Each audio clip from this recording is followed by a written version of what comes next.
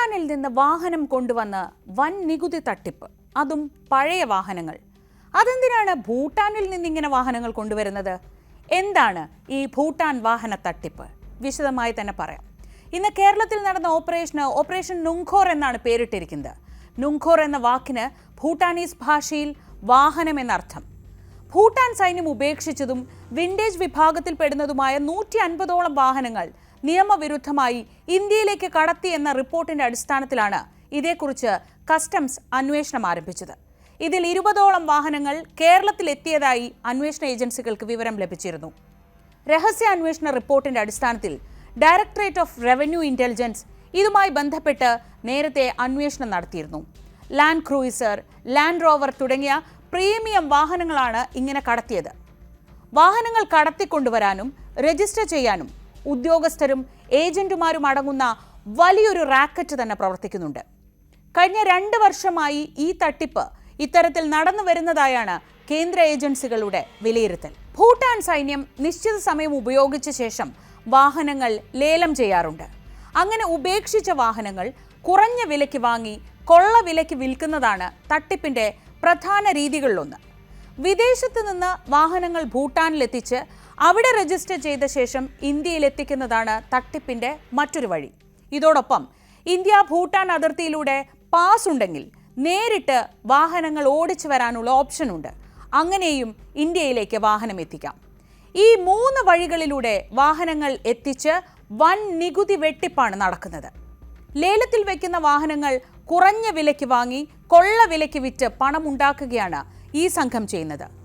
അതായത് 1 ലക്ഷം രൂപയ്ക്ക് വാങ്ങിയ കാർ 10 ലക്ഷത്തിനും 3 ലക്ഷത്തിന് വാങ്ങിയ കാർ 30 ലക്ഷത്തിനുമൊക്കെ വിറ്റു എന്നാണ് കണ്ടെത്തൽ. ഹിമാചൽ പ്രദേശിലെ HP52 എന്ന രജിസ്ട്രേഷൻ നമ്പറിലാണ് കൂടുതലും വാഹനങ്ങൾ രജിസ്റ്റർ ചെയ്തത്. ഇന്ത്യൻ വാഹനമാണെന്ന് തെറ്റിദ്ധരിപ്പിക്കാനാണ് ഹിമാചൽ പ്രദേശിൽ ഇങ്ങനെ രജിസ്റ്റർ ചെയ്യുന്നത്. അവിടെയുള്ള രജിസ്ട്രേഷൻ അതോറിറ്റിയുടെ NOC ഉൾപ്പെടെയാണ് കേരളത്തിൽ കാറുകൾ വിറ്റതും. വാഹനങ്ങൾ തീരുവ അടയ്ക്കാതെ രാജ്യത്തെത്തിച്ച് ഹിമാചൽ പ്രദേശിൽ രജിസ്റ്റർ ചെയ്ത ശേഷം വൻ വിലയിൽ മറിച്ചു വിൽക്കുന്ന ഒരു സംഘം തന്നെയുണ്ട്. ഭൂട്ടാനിൽ നിന്ന് എത്തിക്കുന്ന വാഹനങ്ങൾക്ക് ലഭിക്കുന്ന നികുതി ഇളവ് കൂടി ഇത്തരത്തിൽ ആഡംബര കാറുകൾ രാജ്യത്തെത്തിക്കുന്നതിന് ഏജന്റുമാർ ഉപയോഗിച്ച് വരുന്നുണ്ട്. ഭൂട്ടാനിൽ നിന്ന് ഇന്ത്യയിലേക്ക് വാഹനങ്ങൾ എത്തിക്കുന്നതിൽ ഏതാനും ഇളവുകളും കേന്ദ്ര സർക്കാർ നൽകുന്നുണ്ട്. ഇതും തട്ടിപ്പ് സംഘം മുതലെടുത്തു. കോയമ്പത്തൂർ കേന്ദ്രീകരിച്ച് പ്രവർത്തിക്കുന്ന ഒരു സംഘമാണ് നിലവിൽ കേരളത്തിലേക്ക് ഇത്തരം വണ്ടികൾ എത്തിച്ചതെന്നാണ് കസ്റ്റംസിന്റെ വിലയിരുത്തൽ. ഡയറക്ടറേറ്റ് ഓഫ് റവന്യൂ ഇന്റലിജൻസിൽ നിന്നുള്ള വിവരത്തെ തുടർന്ന് സംസ്ഥാനത്തെ മോട്ടോർ വാഹന വകുപ്പും ഈ സംഭവത്തെക്കുറിച്ച് അന്വേഷണം ആരംഭിച്ചിരുന്നു. ഭൂട്ടാൻ വാഹനം വാങ്ങിയവരിൽ ചിലരെ തിരിച്ചറിഞ്ഞെന്ന് നേരത്തെ തന്നെ റിപ്പോർട്ടുകളും വന്നതാണ്. കേരളത്തിൽ എത്തിച്ച് ഈ കാറുകൾ KL രജിസ്ട്രേഷനിലേക്ക് മാറ്റിയതായും വിവരങ്ങൾ കിട്ടിയിരുന്നു. അമേരിക്ക, റഷ്യ എംബസികൾ ഉൾപ്പെടെ പല വിദേശ എംബസികളുടെയും പേരും രേഖകളും വ്യാജമായി ഉപയോഗിച്ച് അവരുടേതാണ് ഈ വാഹനം എന്ന പേരിലും തട്ടിപ്പ് നടത്തി.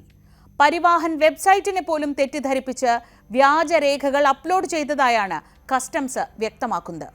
ഇങ്ങനെയുള്ള വണ്ടികൾ അതിർത്തി വഴി കടത്തുമ്പോൾ അതിൽ മയക്കുമരുന്നും സ്വർണവും ഉൾപ്പെടെ കടത്തുന്നതായും കണ്ടെത്തിയിട്ടുണ്ട്. അതായത് വലിയ രീതിയിൽ രാജ്യത്തിന് സാമ്പത്തികമായി അടക്കം വെല്ലുവിളി ഉണ്ടാക്കുന്ന പ്രവൃത്തികൾ.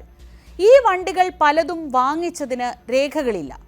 വാങ്ങിയ പണം എങ്ങനെ കൈമാറി എന്നതിനും രേഖകളില്ല.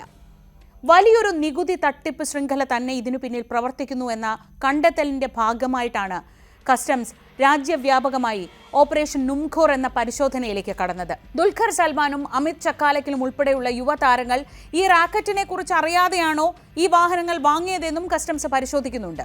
പക്ഷേ ഒരു കാര്യമുണ്ട്, ഈ നിയമലംഘനം അറിഞ്ഞാണെങ്കിലും അറിയാതെയാണെങ്കിലും വാഹനം വാങ്ങിയതിന്റെ കൃത്യമായ രേഖകൾ ഹാജരാക്കിയില്ലെങ്കിൽ കുടുങ്ങുമെന്ന് ഉറപ്പാണ്.